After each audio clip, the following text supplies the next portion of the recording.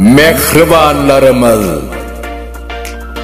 baş tacım eneler, ediz insansiz, sizin barlığınızda uryar yüreğimiz, her fırsatta, her adımda gereğimiz, uzak yaşan bizim mehribanlarımız.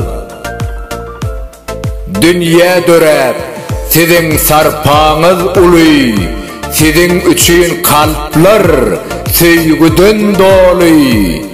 Derinizi tutmaz bu dünya mali, siz bakasız nığmat mehribanlarımız.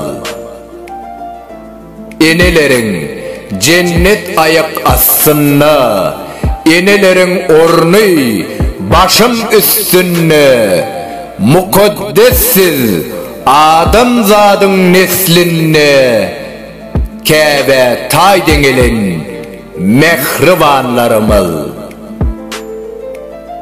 Dolanır siz bilin bu yağtı durmuş, sizin yok yeriniz yaz bolur kış.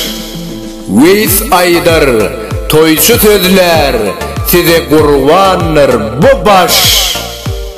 Can vermene deger mehribanlarımız.